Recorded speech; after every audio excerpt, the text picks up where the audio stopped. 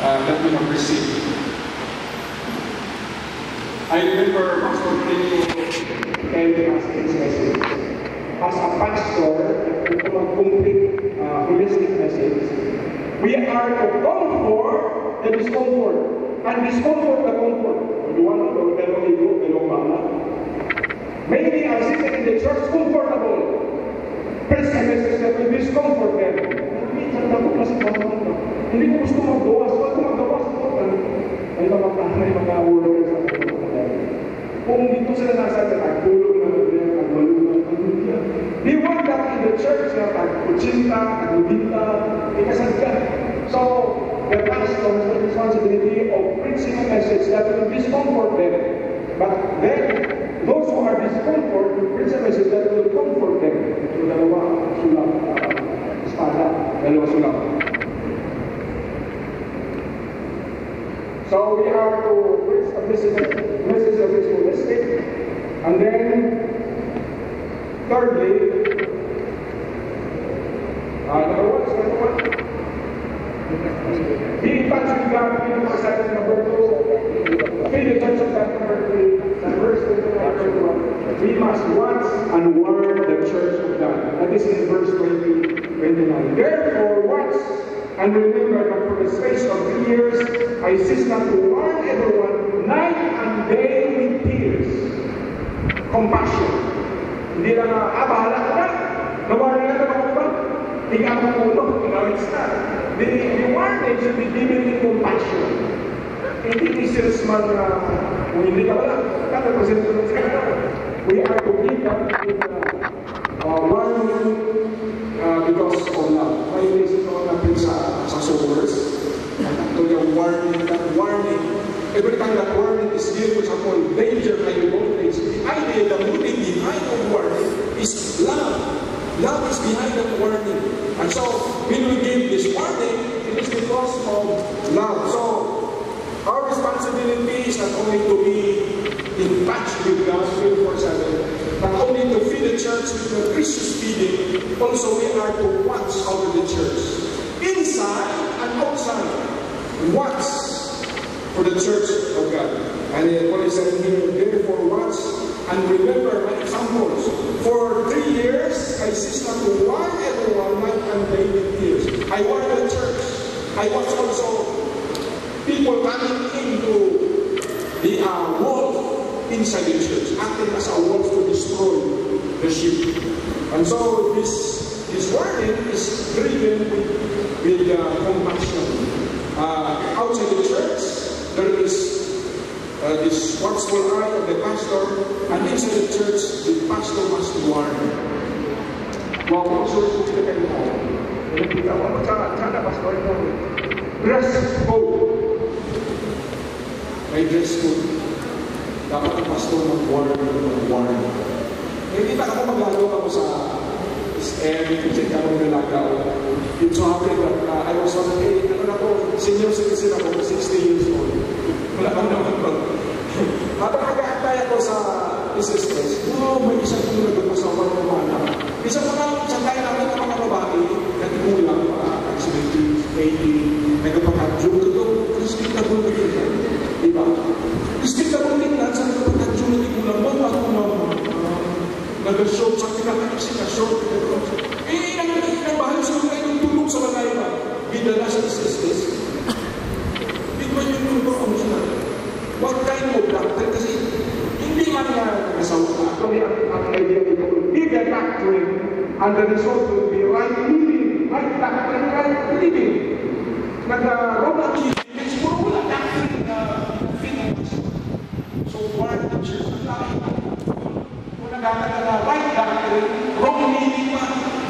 Sa kalilig sa kuna, nabansa ka na ito na si Mr. Craig. Mr. Craig, alam mo? Alam mo yung buhok ako. Mr. Craig, alam mo? Kaya, pag-ating sa talan, ang mga membro, ang mga pagkakito, nag-asura ka. Pagkakikan, si Pastor Arat, kaya na, sila hindi na lang. Kaya si Pastor Arat. Kaya na, pero kaya na bumili sa pastor. Mag-warning na daw sa sipahan. Ano winili nagapasok, nag-unti-unti, inasal nga ang makapapis ng Pentecostal. Sa Uberwa. Dito natin ko sa magpapakalaman kami sa Laguna, sa school, kaya nakapatahan ko natin sa city, sa Sabado at Domingo, sa Uberwa Baptist Church, sa Fransya natin. Magsulong niya, Baptist Pentecostal. Kaya ang Mother Church ng AJC nag-iwalay. And this is the thing that Paul is saying, warn once and warn the church.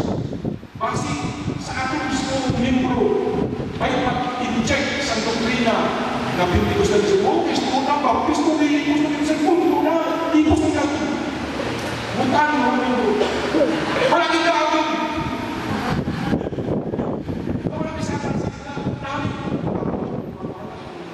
Ang aming ganito sa Tips School, si Chris Cobillo, sabi niya, do you know Joshua?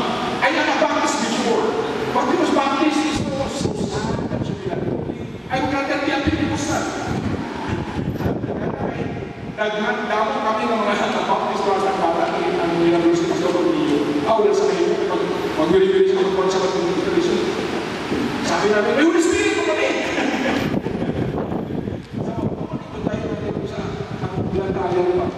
Bisa ng pastor.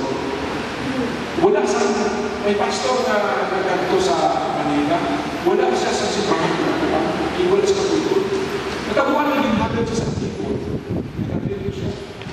Sabi niyo, ako mapinsig si Bapo. Kung damitan mapinsig, kaya lang sa kanya. Pagsunod niya, para kaya nag-announce na kilala niya na dapat man na Windows sa simbahan. It has done, says the Lord. Nagbalingin sila yung misis, kung may makikita dahil dito sa hindi lang so, dahil yung misis. Sabi ko, wow, yung tao, nandito siya, nandito siya sa kanya. At kung hindi kayo nakakita sa kanya, nagbaba na misis.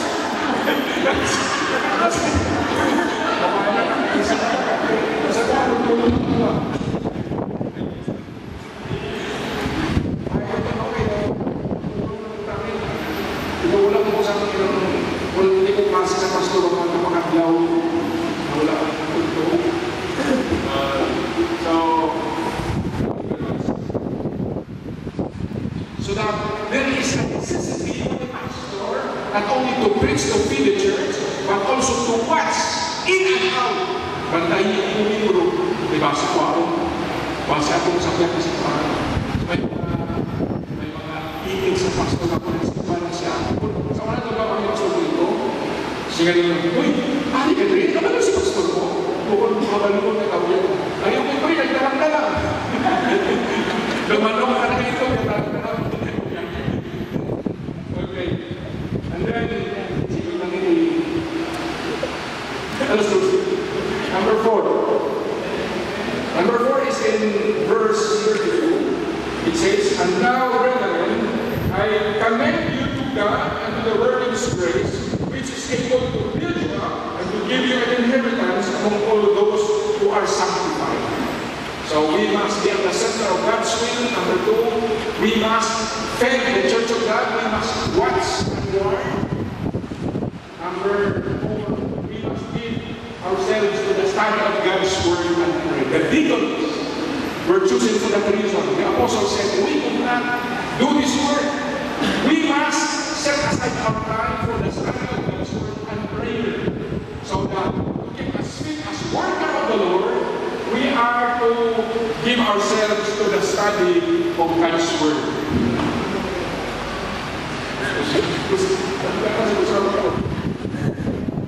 And so,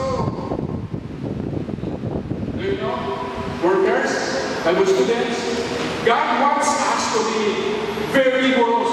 What's that? We are eating the word of God. Amen? Amen. Amen. Sabi ni Jesus, men should not only live by bread alone, but by the word of God also. As workers, we are to eat God's word. Amen. We are to be very rigorous. To survive spiritually, we are to feed ourselves the study of God's Word. We are to ingest. What is the meaning of eating God's Word? Not only to put it in our minds, not only to get information. I would like to quote Eugene Peterson who said, when eating God's Word, when the study of God's Word, it gets metabolized into acts of love. Studying God's Word and showing in your action.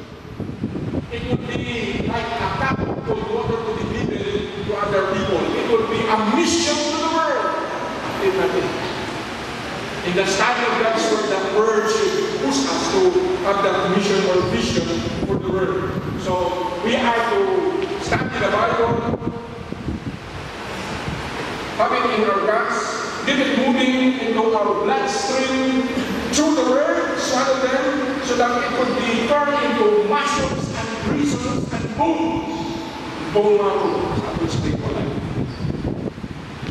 Do you do that? The moment you are called, you don't have anymore the feeling of studying God's Word. That's the time to be ready. Unless I you will find yourself with Santa Cruz, kumag-weekend, may pastor na nag-create ako. Hindi ko sa estudyante, he is into bicycle. Nag-group ako, nakakasay na, pastor, hindi mag-graduate. Sometimes, also in them, through that. Naano siya sa gold digging. Hindi na siya sa maghanap daw gold ng pastor. So, is akin na nag-bicycle suit siya. Sabi niya, hindi mo ang nagpupula ko. Kung ikaw ba niya nagpupula sa akin sa buwan, nagsusulog di pa sa akin ng ulo. Pero hindi mo malo. Siguro wala pa pagka, wala pa tina. Wala tayong hands. Ito dumaan mo siya.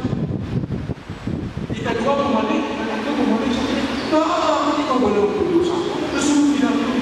Hindi dumaan mo yun. Tapos, ikaw kung hinuwan mo niya, ay tatatagal mo. Ako ay do it again. Study the Word. Tuloy na. Nagkapunday na sa akin ka magsalit. Isa ka mga busy pastor sa isa ka busy pastor na tayo sa akin dyan. Sabay ko naman. Gusto ko na. No.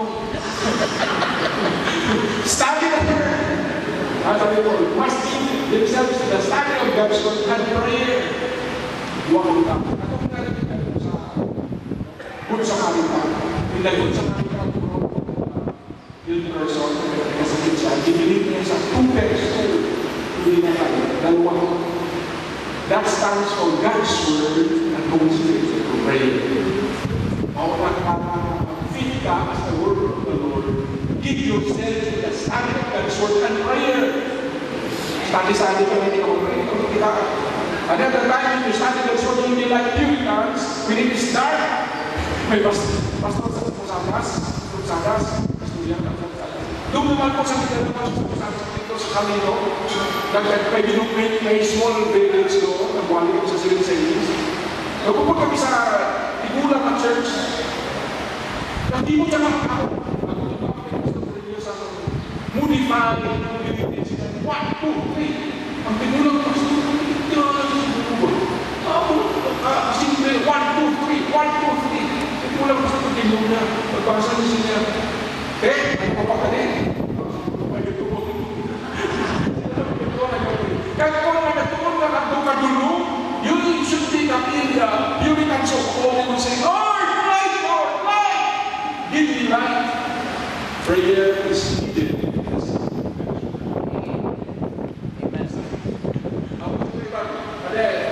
Lastly, let's go see. What do you think is here in verse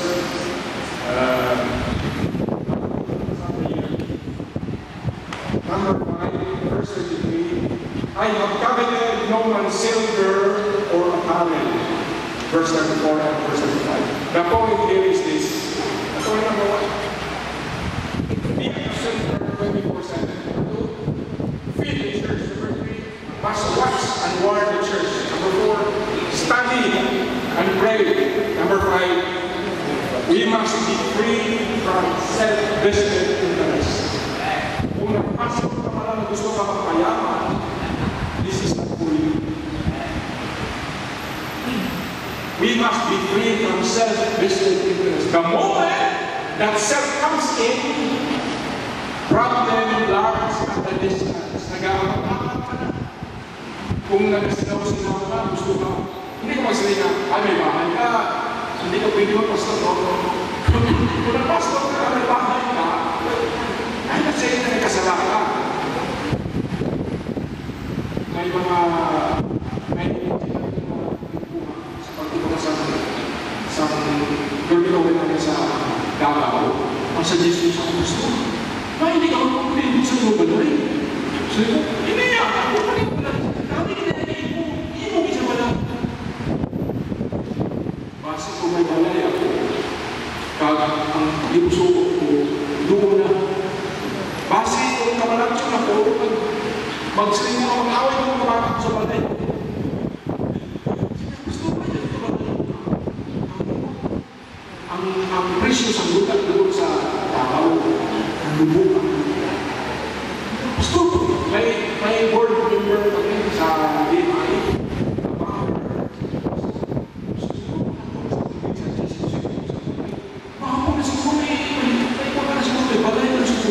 Sabi ko, salamat na wala ko mulay. Kay base ko hindi pwede nililig puso sa tao. Base pala magkalipulong sa iyo. Usually, kung ang tuyo mo para maglusoy sa buhay, para may wills.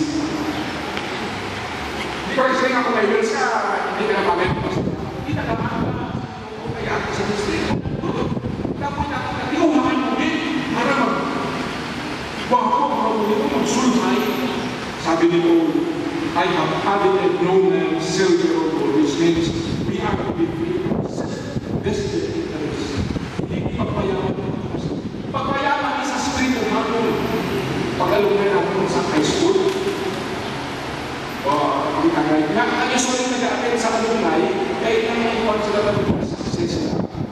Iwanay ko sa ang mga atulad ko lang succeed, hindi nila mag-attend. So mag-attend ko, bumuntik na ipakitaan mo pa. Wapo mo lang dahil. Wapo mo lang SUV mo sa lakyan. Wala ko lang ako. Nasa lakyan ko na imay. Pwede din naman ako. Masalamat ang buong ang sabi ni David sa lakyan. Sa Psalm 37:25, I have been young, and now I'm old. I have not seen the righteous forsaken, nor the children of the righteous begging bread. Amen. Salamat sa Ginoo. Amen. Kaya kung hindi ka mga kabitos, the Lord will be the one who supply you. What should fit us into the ministry, making us fit into the ministry? Be at the center of God's will 24/7. Feed the church. Hindi lang basta may wala ko fight. Nutritious preaching. So that the members will grow. Watch and warn. Study God's word and pray. Pag-ulit ko sa tuna, hindi ka makasya kami. Kami ng sili sa Laguna. Wapo ang mag-work ay kung April, May, makasya, ulit kami. So wapo po kami gamay sa mga ako po na ganito. 120 sa meron sa 8600. Pero makasave kami sa kaysa, hindi kami sa kasagan sa ganito, pangkulang. Pero ang pangkuli namin, ang utod ko, may apartment. So, si Trigger. Natabuhan na ito ang mga bata. Siguro nagpuan sila may fraction. Nagkundis-kundis. Nagbalikin ang bata kung ano yun. Di ba may balay ka? Hindi na rin magbalay ka. Kasi doon dali nagagat siya sila. Kamuya na wala akong balay. Kamuya may apartment. Doon yung puso. Di ba pastor na lang sila? Bakit bukuin mo sa Diyos? Kanina ka balay ka mo.